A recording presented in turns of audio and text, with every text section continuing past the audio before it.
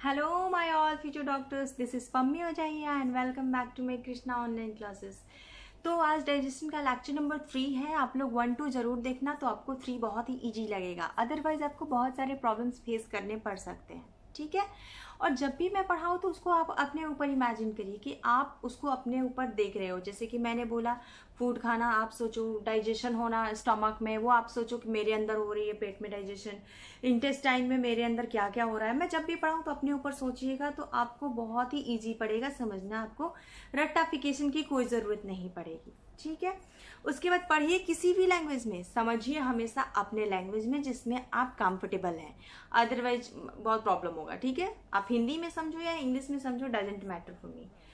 और एक हाँ, हिंदी मीडियम के बच्चों ने मुझे मैसेज किया था, देखो बच्चों मुझे ना हिंदी जितनी आती है मैं उतनी यूज़ करती हूँ, ठीक है। तो आप लोग देख लो, ठीक है। उसके बाद मैं क्या बोल रही थी कि मैंने पिछले लेक्चर में क्या क्या हम लोग देख लिए थे डाइजेस्टिव सिस्टम में। इंजेशन खाना खाना, डाइजेशन खाना पचाना, और इजेशन अनडाइजेस्टेड फूड को बाहर निकालना। ओके, यही होता है ना। सबसे पहले हमने फूड को लिया, दांत से कतर के मैकेनिकल मेथड से उसको छोटी छोटी पीस किए, उसमें सलाइवा मिक्स किया, थूक और क्या, ठीक है, उसको मिक्स किया, उसको हम लोगों ने बोलस बोला। वो आगे हमारे फेरिंग्स में गया। नॉस्ट्रिल, नाक से हम सांस लेते हैं तो एयर नॉस्ट्रिल से अंदर जाता है फेरिंग्स में। फेरिंग्स हमारा common passage for food and air हो गया, ठीक है। वहाँ हमारा फूड और जो एयर है जो नाक से सांस लिए हैं वो मिक्स हो गया। वो आगे जाकर के 2 ट्यूब में बट जाएगा। आगे वाला ये वाला जिसको विंड पाइप बोलते हैं, जिसको गला दबा के मारते हैं, ये ट्रैकिया या विंड पाइप इसी का नाम है, ठीक है। इसमें एयर चला जाता है और इसकी ऊपर एक ऐसे लीफ लाइक कवरिंग होती है, ठीक है। जब भी हम फूड को निगलते हैं उसी का एक फैंसी नाम है, जैसे हम स्वेलिंग करते हैं उसी का फैंसी नाम है डिग्लूटिशन, वही होता है। तो जब भी हम स्वेलो करते हैं किसी फूड का, तो क्या होता है कि वो विंड पाइप में ना चला जाए फूड, इसके लिए वो कार्टिलेज का जो फ्लैप लाइक स्ट्रक्चर है कवर कर देता है इस विंड पाइप को, ताकि फूड जो है दूसरे ट्यूब में इसोफेगस में चला जाए। इसोफेगस में फूड जो हमारा जाता है किस मूवमेंट से जाता है, पेरिस्टालसिस मूवमेंट से। ये क्या होता है, ये एक ट्यूब है जिसमें कि हमारा फूड ऐसे प्रेस हो करके नीचे जाता है, पुशिंग मूवमेंट होता है, पुश होता है फूड नीचे जाता है, फिर पुश होगा ट्यूब, फिर पुश जो हमारा फूड है नीचे जाएगा। ये पुश क्यों होता है हमारा ये इसोफेगस में, हमने पढ़ा चुकी है आपको गट की ट्रांसवर्स सेक्शन, जिसमें एक मस्कुलरिस लेयर है, उसके मस्कुलरिस लेयर के कारण ही ये पुशिंग मूवमेंट होती है, ठीक है। इसको वेवी मोशन भी बोलते हैं। उसके बाद फूड हमारा जाएगा स्टोमक में, वहां चर्निंग मूवमेंट होता है। चर्निंग मूवमेंट क्या होता है, तो जो स्टोमक का वाल है अपना जो भी सेक्रीशन है, डाइजेस्टिव जूस है स्टोमक जूस है, उसको फूड के साथ मिक्स करती है, उसी मूवमेंट को कहते हैं हम चर्निंग मूवमेंट। तो चर्निंग मूवमेंट में क्या होता है कि जो हमारा फूड है स्टोमक में होता है, और स्टोमक के वॉल से यानी म्यूकोसा से, सबसे अंदर तो म्यूकोसा लेयर ही होती है ना, वहाँ से डाइजेस्टिव जूस मतलब स्टोमक की जो भी जूसेस है वो निकलती है, फूड के साथ मिक्स होती है। मिक्स कैसी होती है फूड के साथ, वो कॉन्ट्रैक्ट होता है। स्टोमक तो बैग लाइक स्ट्रक्चर है, कॉन्ट्रैक्ट होता है, रिलैक्स होता है, कॉन्ट्रैक्ट होता है, रिलैक्स होता है, और फूड और जो स्टोमक की सेक्रेशन है वो मिक्स हो जाती है। इसको हम काइम बोलते हैं, ठीक है। और हमारे स्टोमक में जो फूड है वो 4 to 5 आवर के लिए ही सिर्फ रहती है, ठीक है। तो चलिए आज की लेक्चर हम देखते हैं। जो फूड को इंजेस्ट किया माउथ से, ठीक है। इसके बाद क्या हुआ, फूड इधर से होते हुए आपको इसोफेगस में आएगा, क्योंकि ये तो है ट्रैकिया यानी कि विंड पाइप।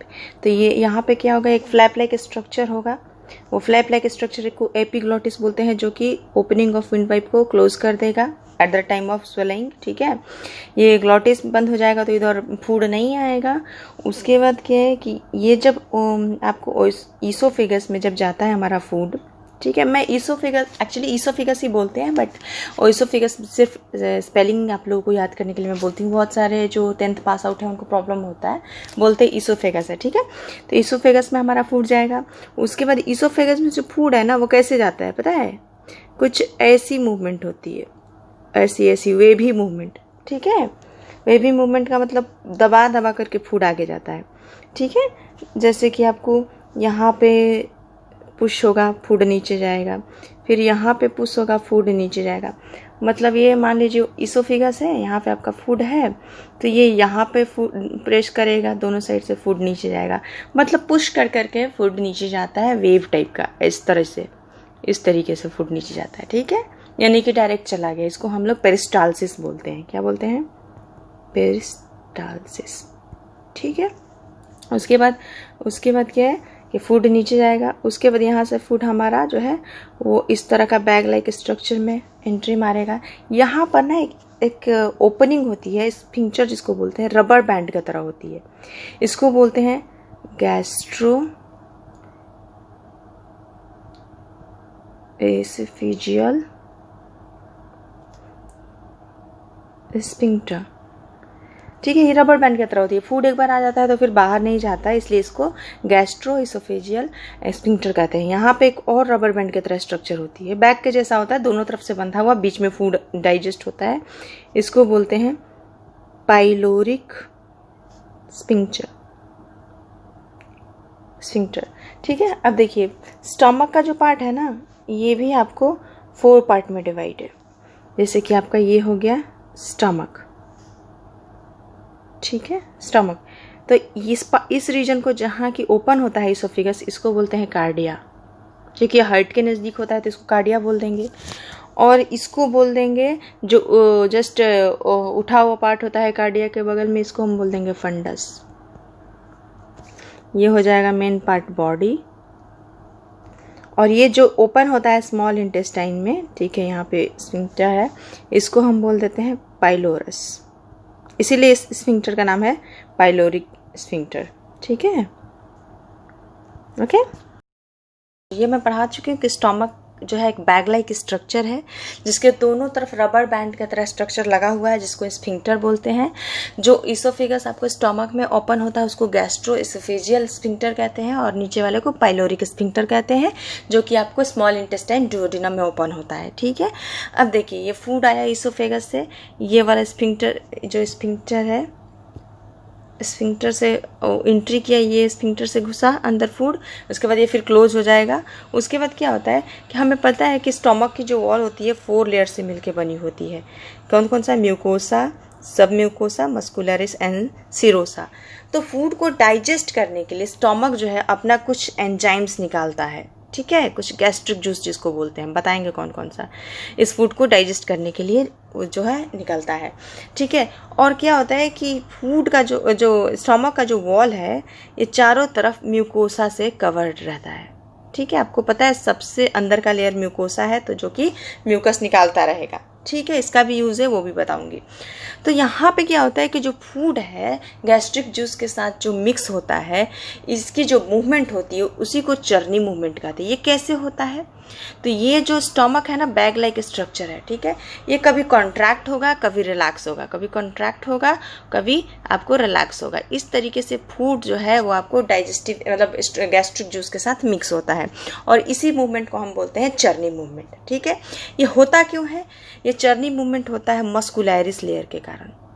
ठीक है, और कहीं कहीं पे ये ऑब्लिक लेयर होते हैं जो कि स्ट्रॉन्ग कंट्रैक्शन का काम करते हैं, सपोर्ट करते हैं आपको चरनी मूवमेंट का। ठीक है, तो आप समझ गए ऑब्लिक लेयर का काम क्या है? स्ट्रॉन्ग कंट्रैक्शन का काम करता है, मूवमेंट का काम करता है। ठीक है, सबसे अंदर में आपको म्यूकोसा लेयर होगा, क्योंकि म्यूकस जो है निकालता रहता है म्यूकोसा, इसलिए म्यूकस प्रेजेंट होता है स्टमक के इंटरनल वॉल पे। अब चूंकि स्टमक का तो बहुत ही थिक वॉल होती है, तो फूड को एब्जॉर्ब करने के लिए कुछ ना कुछ तो ऑप्शन चाहिए ना। अब जो फूड यहाँ पर डाइजेस्ट हो गया तो एब्जॉर्ब होना चाहिए ना। तो क्या होगा आपको कि अब जब हम स्टमक को अच्छे से देखेंगे काट के, तो देखेंगे क्या कि यहाँ पे कुछ इस तरीके की पतले पतले फोल्ड्स बने होते हैं, प्रोजेक्शंस होते हैं, उभारे होते हैं, पतली पतली सी। ठीक है, म्यूकोसा लेयर में होती है। इसी को हम कहते हैं रूगे। ये क्या करती है? फूड को एब्जॉर्ब करने का काम करती है। ठीक है, यह फूड को एब्जॉर्ब करने का काम करती है। तो यहाँ तक आप समझ गए? जो भी हम फूड खाते हैं तो जब वो डाइजेस्ट हो जाता है तो वो उसका हमारे बॉडी में एब्जॉर्ब होना बहुत ज़रूरी है। क्योंकि हम फूड खाते क्यों हैं? ताकि हमारे सेल्स की रिक्वायरमेंट्स पूरी हो। तो वो कैसे होती है? ब्लड वेसल्स क्या करती है? उसको एब्जॉर्ब करती है। वो एब्जॉर्ब करती है तो हम चाहते हैं कि जो भी हम खाते हैं उसका मैक्सिमम जो बेनिफिट है हमारा बॉडी को मिले। ठीक है, तो कैसे होगा? मैक्सिमम एब्जॉर्ब करेगा यदि हमारा ब्लड वेसल्स, तो हमें मैक्सिमम उसकी कंटेंट मिलेगी। तो मैक्सिमम एब्जॉर्ब कैसे कोई चीज़ होता है? मान लीजिए कि यहाँ पे कोई आपको सरफेस आपको प्लेन है ये, ठीक है, और कोई यहाँ पे सरफेस आपको ऐसा है। ठीक है, अब यहाँ पे कोई मान लीजिए डाइजेस्टेड फूड है, तो यहाँ पे ये सरफेस इसको इतना ही सरफेस इसको एब्जॉर्ब कर पाएगी। बस यहाँ से यहाँ तक। और यहाँ पे देखिए कितना सरफेस एरिया बढ़ गया। तो यहाँ पे ये सारे के सारे आपको सरफेस एरिया बढ़ गए और ये सारे एरिया आपको क्या करेंगे, एब्जॉर्व कर लेंगे डाइजेस्टेड फूड को। ठीक है, तो किसी भी चीज़ की आपको एब्जॉर्प्शन करानी है अच्छी, तो उसके सरफेस एरिया को बढ़ा दीजिए। ठीक है, और सरफेस एरिया हम कैसे बढ़ा देते हैं, फोल्ड करके। किसी भी चीज़ का हम फोल्ड कर देंगे तो सरफेस एरिया बढ़ जाएगा। तो हमें पता है कि स्मॉल इंटेस्टाइन में बहुत ही ज़्यादा हमारा डाइजेशन होता है, तो वहाँ पे एब्जॉर्प्शन के लिए सरफेस एरिया का बढ़ना ज़रूरी है, ताकि ज़्यादा से ज़्यादा डाइजेस्टेड फूड हमारे ब्लड वेसल्स में एब्जॉर्ब हो सके। ठीक है, तो ये मान लीजिए हमारे स्मॉल इंटेस्टाइन का एक पार्ट है, हम यहाँ से थोड़ा सा मान लीजिए ऊपरी सरफेस को हम काट देते हैं। काट करके हम देखते हैं क्या है कि अंदर में हमें कुछ ऐसे फोल्ड्स दिखते हैं। ठीक है, जिसको आमतौर पे लोग विलाई बोल देता है, लेकिन रियल में होता है प्लाइकी सर्कुलैरिस होता है। क्या होता है, प्लाइकी सर्कुलर्स। अब ये क्या होता है कि ये आपको दिख रहा है ना ऐसा, एक्चुअली रियल में क्या होता है, ये म्यूकोसा और सब म्यूकोसा का फोल्ड है। म्यूकोसा प्लस सब म्यूकोसा का फोल्ड है। आपको दिखाते हैं कैसे। देखिए ये क्या है, ये हमारा, हमको पता है 4 लेयर से मिलकर के हमारा गट बना है, जो भी आपको एलिमेंट्री कैनाल का पार्ट है। जैसे कि आपको क्या क्या, ईसोफेगस, आपका हो जाएगा स्टोमक, इंटेस्टाइन, ये सारे के सारे किस चीज़ से 4 लेयर से मिलके बने हैं। पिछले एक लेक्चर में मैं बता चुकी हूँ, तो आप लोग देख लेना। तो 4 लेयर से बने हैं, तो सबसे अंदर का लेयर म्यूकोसा होगा, उसके लेयर का, इसके बाहर का लेयर सब म्यूकोसा होता है। तो ये तो हो गया आपको मस्कुलैरिस लेयर। ठीक है, मस्कुलैरिस, इसके लेयर भी सिरोसा होता है, मस्कुलैरिस लेयर। इसके अंदर में कुछ ऐसे आपको सब म्यूकोसा का फोल्ड होता है सरफेस एरिया को बढ़ाने के लिए। ठीक है, ये हम आपको किसका, गट का बता रहे हैं सेक्शन। और इसके ऊपर कुछ ऐसे आपको म्यूकोसा का फोल्ड होता है, म्यूकोसा लेयर का फोल्ड कुछ ऐसा होता है।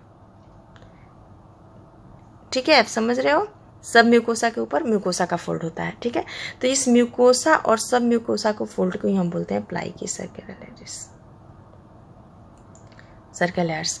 ठीक है, अब देखिए होता क्या है, यहाँ पे ल्यूमेन है,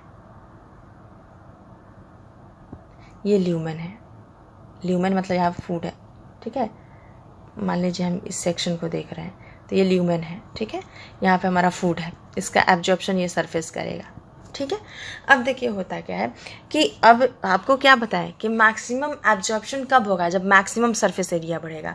तो यहाँ पे क्या होता है कि हमें पता है कि किसी भी चीज़ की कवरिंग जो होती है, एक टिश्यू, एक सेल होती है जिसको एपिथेलियम सेल कहते हैं। ठीक है, टिश्यू में पढ़ना है वो, तो वो क्या करती है कि यहाँ पर आकर के वो एपिथेलियम सेल लग जाती है, और उसका बाहरी फोल्ड ऐसे कुछ, वो भी सरफेस एरिया बढ़ा लेती है, फोल्ड कर लेती है। सेल का जो साइटोप्लाज्म है, ये आपको एपिथेलियल सेल है, जो कि क्या करती है, आपको सारे के सारे म्यूकोसा लेयर के ऊपर कुछ ऐसी एपिथेलियल सेल आकर के लग जाती है। ठीक है, पूरे के पूरे इस सरफेस पे। मैं थोड़ा कंजस्टेड बना दी हूँ, आपको सिंगल बताती हूँ। जैसे ये हुआ मस्कुलैरिस, ये हुआ आपको सब म्यूकोसा, इसके ऊपर ये हुआ आपको क्या, म्यूकोसा का लेयर। ठीक है, एक सिंगल, उसी का मैं एक सिंगल ऐसे स्ट्रक्चर इनलार्ज करके आपको बताती हूँ। और इसके ऊपर क्या होगा कि आपको कुछ एपिथेलियल सेल ऐसे लगे होंगे, वो भी अपना फिंगर लाइक प्रोजेक्शन ऊपर से प्रोजेक्शन देते हैं, ऐसे फोल्ड देते हैं, ये पूरे सरफेस पे लगे होंगे। ठीक है, यहाँ नीचे भी। ठीक है, तो इस तरीके से क्या होता है कि एक तो देख रहे हैं कि आपको म्यूकोसा का फोल्ड है, यहाँ देखिए सब म्यूकोसा का फोल्ड है, और साथ में एपिथेलियम का फोल्ड है। ठीक है, एपिथेलियम का फोल्ड कुछ आपको ऐसे देखने में लग रहा है, ऐसे, ये कैसा लग रहा है, ब्रश जैसा देखने में लग रहा है ना, इसको, इसलिए इसको हम ब्रश बॉर्डर अपीयरेंस बोलते हैं, और इसी को हम माइक्रोविलाई भी कहते हैं, माइक्रोविलाई। तो मतलब जो यहाँ पे ये है, आपको ये हो जाएगा माइक्रोविलाई। क्या है ये, एपिथेलियल सेल है जो कि म्यूकोसा लेयर के ऊपर रहता है, और ये क्या होता है, आगे से फिंगर लाइक प्रोजेक्शन बना लेता है फोल्डिंग के लिए, ताकि ज़्यादा से ज़्यादा फूड यहाँ पे एब्जॉर्ब हो सके। देखिए, एक तो एपिथेलियम का फोल्ड हो गया, फिर इसका म्यूकोसा का फोल्ड हो गया, फिर सब म्यूकोसा का फोल्ड हो गया, समझ गए। तो ये हो गया आपको माइक्रोविलाई, और ये जो म्यूकोसा का फोल्ड है इसको बोल देंगे हम विलाई। ठीक है, समझ गए? यहाँ तो कोई प्रॉब्लम नहीं होगा।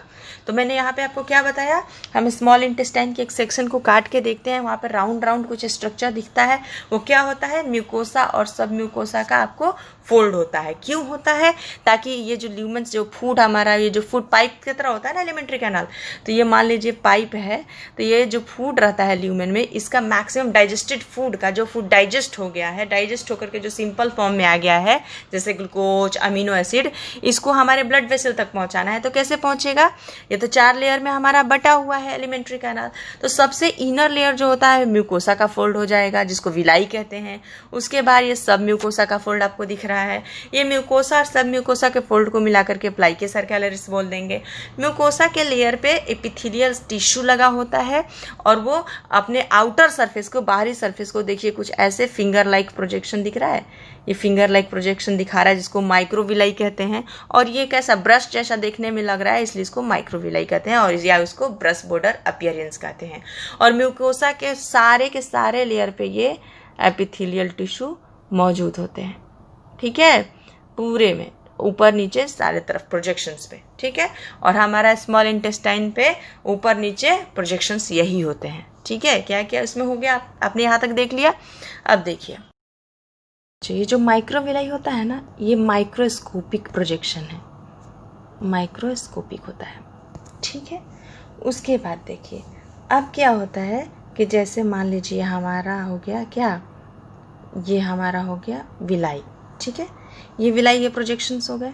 ठीक है, अब ये 2 विलाई, एक्चुअली यहाँ पे मैं बताती हूँ, जैसे ये विलाई हो गए। ठीक है, अब ये 2 विलाई के बीच में छुपे हुए होते हैं यहाँ पे ऐसे क्रिप्ट ऑफ लाइवर कोहेन। ठीक है, क्रिप्ट ऑफ लाइवर कोहेन छुपे हुए होते हैं। ये एक इंटेस्टाइन में होता है स्ट्रक्चर, जहाँ से कि कुछ आपको निकलते हैं एंजाइम्स। ठीक है, आपको इलाज करके यहाँ दिखाते हैं। ये मान लीजिए 2 विलाई है, इस पे हम बता चुके हैं आपको कि माइक्रोस्कोपिक ऐसे कुछ एपिथेलियल सेल होंगे जो कि ब्रश बॉर्डर अपीयरेंस देंगे। ठीक है, उसके बाद देखिए ये 2 के बीच में यहाँ पे कुछ ऐसे आपको दिखते हैं क्राइप्ट ऑफ लिवर कोहेन। ठीक है, ये भी आपको कुछ एंजाइम्स जूस निकालते हैं। ठीक है, सेक्रेट करते हैं। ठीक है, और ये सेक्रेट क्या चीज़ में करते हैं, एक पैसेज होता है, एक डक्ट होता है। और आपको पता है कि जो भी चीज़ डक्ट के थ्रू निकलता है, जो भी सेक्रेशन, जैसे क्राइप्ट ऑफ ये हो गया आपको क्राइप्ट ऑफ लाइवर कोहेन, लाइवर, एक minute, KUHN, crypt of liver Cohen. तो ये क्या होता है, ये अपना कुछ जूस निकालता है। ठीक है, इसको बोलते हैं सकस, इसको बोलते हैं सकस एंटेरिकस। ठीक है, एंजाइम्स है। ठीक है, बहुत सारा। तो ये क्या करता है कि आपको ये, इसको हम ब्रश बॉर्डर एंजाइम्स भी बोलते हैं। क्यों ब्रश बॉर्डर एंजाइम्स बोलते हैं? क्योंकि यहाँ पर कुछ इस तरीके के ये जो माइक्रोविलाई है नीचे भी प्रेजेंट होता है। ठीक है, तो इसको हम ब्रश बॉर्डर एंजाइम्स भी बोलते हैं, ब्रश बॉर्डर एंजाइम्स। ठीक है, ये अपना सेक्रीशन जो है वो आपको डक्ट के थ्रू, ये डक्ट, ये पैसेज हो गया, ये अपना सेक्रीशंस जो है आपको डक्ट के थ्रू निकालता है। यहाँ मान लीजिए इसका सेक्रीशंस है क्रिप्ट ऑफ लाइवर कोहेन का, ये इस डक्ट के होते हुए पास होता है। ठीक है, तो ये क्या हो जाएगा, एक्सोक्राइन आपको पता है, बताऊंगी मैं एक्सोक्राइन क्या होता है। वो डक्ट के थ्रू सेक्रीशन होता है और सरफेस में, वो ब्लड में नहीं जाएगा, वो आपको सरफेस में ही जाएगा। ठीक है, उसका सेक्रीशन। तो ये आपको क्रिप्ट ऑफ लाइवर कोहेन हो गया। उसके बाद क्या कह रहा है, एनसीईआरटी में कह रहा है कि mucosa also form gland in the stomach and gastric gland and crypts in the basis of villi. तो ये 2 आपको विलाई हो गया, ये विलाई का बेस हो गया। देखिए यहाँ पे liver, crypt of liver Cohen है। ठीक है, उसके बाद आपको गैस्ट्रिक ग्लैंड के बारे में बता रहा है। देखिए, और देखिए जो म्यूकोसल एपिथेलियम सेल है ना, वो आपको ये म्यूकोसल एपिथेलियम, ये जो आपको म्यूकोसल एपिथेलियम सेल है, ये बहुत सारा गोबलेट सेल अपने पास रखता है। तो आपको पता है जो भी गॉबलेट सेल रखेगा वो आपको म्यूकस सेक्रेट करेगा। इसलिए आपको हमारे इंटेस्टाइन, जो भी आपको एलिमेंट्री कैनाल है, उसके इनर सरफेस पे म्यूकस सेक्रेट होता रहता है। ठीक है। उसके बाद देखिए हमारा जो स्टमक है, इसके जो आपको म्यूकोसल एपिथेलियम मतलब जब जो लास्ट लेयर है, ये जो ये जो आपका है ना, ये क्या है, म्यूकोसल एपिथेलियम, ये जो सेल है म्यूकोसल एपिथेलियम, ठीक है। तो ये क्या करता है कि अपने पास रखता है गॉबलेट सेल, जिससे कि क्या होता है, बहुत सारा आपको म्यूकस सेक्रेट होता है, ठीक है। बहुत सारा गॉबलेट सेल, जो भी जहाँ भी गॉबलेट सेल होगा म्यूकस सेक्रेट होगा ही होगा, ठीक है। उसके बाद देखिए जो हमारा स्टमक होता है, उसका जो म्यूकोसा लेयर होता है, वहाँ पे कुछ ग्लैंड्स होते हैं जिसको गैस्ट्रिक ग्लैंड बोलते हैं, ठीक है। देखिए कैसे, ये स्टमक है, ये इसका जो ये म्यूकोसा लेयर, मान लीजिए कि सबसे लास्ट लेयर म्यूकोसा लेयर है, ठीक है। और ये आपको इंटेस्टाइन की तरफ जा रहा है, इसमें कुछ ऐसे गड्ढे बने हुए हैं, देख रहे हैं ऐसे, ठीक है। इनको हम पिट्स बोलते हैं, क्या बोलते हैं, इनको हम पिट्स बोलते हैं, ठीक है। इनको हम, ये जो पिट्स दिख रहे हैं ना, इनको हम पिट्स बोलते हैं, गैस्ट्रिक पिट्स, गड्ढे हैं, ठीक है। और ये म्यूकोसा का लेयर है, ठीक है, ये म्यूकोसा का लेयर है। उसके बाद क्या होता है कि यहाँ पे कुछ इस तरीके का, देखिए ये जो पिट्स में ना कुछ आपको ऐसे ग्लैंड बनते हैं, देखिए ये पिट्स में कुछ ऐसे ग्लैंड बनते हैं, इन्हीं को हम गैस्ट्रिक ग्लैंड बोलते हैं,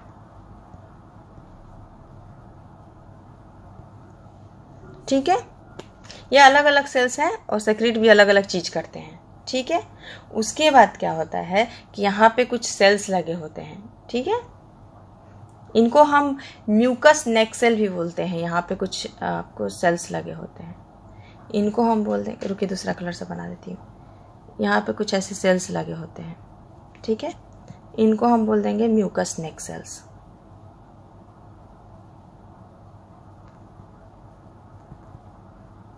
ठीक है। उसके बाद यहाँ पे कुछ एंजाइम सेक्रेट करने के लिए भी सेल्स होते हैं गैस्ट्रिक ग्लैंड में, उनको किस कलर से बना दूँ, ये इस कलर से बना देती हूँ। कुछ सेल्स ऐसे होते हैं जो कि एंजाइम्स भी सेक्रेट्स करते हैं, ठीक है, समझ गए। उनको हम एंजाइम सेक्रेट करने वाले सेल को हम चीप सेल्स कहते हैं, ठीक है। आपको ये रहा, ये सेल हो गए, ये एंजाइम सेक्रेट करते हैं, गैस्ट्रिक ग्लैंड में होते हैं, एंजाइम सेक्रेट करते हैं, और इनको हम चीप सेल्स भी कहते हैं, चीप सेल्स, या इनको पेप्टिक सेल्स भी बोलते हैं, समझ गए।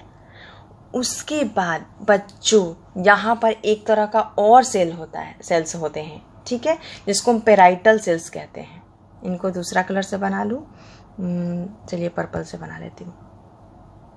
यहाँ पे और भी सेल्स होते हैं, इनको हम क्या बोल देंगे, इनको हम पेराइटल सेल्स बोलेंगे, ठीक है। और इनका एक और नाम है ऑक्जिंटिक सेल, ठीक है। यहाँ तक आप समझ गए। अब देखिए क्या होता है, यहाँ तक कोई प्रॉब्लम नहीं है। आपको एंजाइम निकालने वाला सेल्स हो गया चीफ सेल्स या पेप्टिक सेल्स, याद रखिएगा, बहुत इंपॉर्टेंट है, ठीक है। और गैस्ट्रिक ग्लैंड का जो नेक होता है वो म्यूकस सेक्रेट करता है, ठीक है। इसीलिए इसको हम क्या कहते हैं, म्यूकस, कहाँ गया, हाँ, म्यूकस नेक सेल्स। ये क्या करता है, म्यूकस निकालता है। और देखिए नेक मतलब गर्दन, देखिए लग रहा है ना कि गर्दन जैसा है, गर्दन ऊपर है, तो यहाँ से आप, इसलिए वो आपको पड़ गया म्यूकस नेक सेल्स उसका नाम। उसके बाद ये जो पेराइटल सेल्स है, ये आपको HCl सेक्रेट करता है, क्या करता है, हाइड्रोक्लोरिक एसिड HCl। और दूसरा क्या करता है, कास्टल इंट्रिंसिक फैक्टर भी सेक्रेट करता है, ठीक है। मेनली आप पढ़ो HCl सेक्रेट करता है, जो जितना आपको जानना है, ठीक है। ये पेराइटल सेल या ऑक्जिंटिक सेल सेक्रेट करता है, समझ गए। चीप सेल क्या क्या सेक्रेट करेगा, चीप सेल सेक्रेट करेगा आपको पेप्सिनोजेन, रेनिन, ये छोटे बच्चों में रेनिन होता है दूध को पचाने के लिए, ये एक एंजाइम निकलता है उनके स्टमक में ही, ये मिल्क का डाइजेशन छोटे बच्चों में होता है, इन्फेंट में, ठीक है। और तीसरा निकलता है गैस्ट्रिक लाइपेज, ये हमारे स्टमक से निकलता है, समझ गए बच्चों। जहाँ तक आई होप कि कोई प्रॉब्लम आपको नहीं होगा, ठीक है।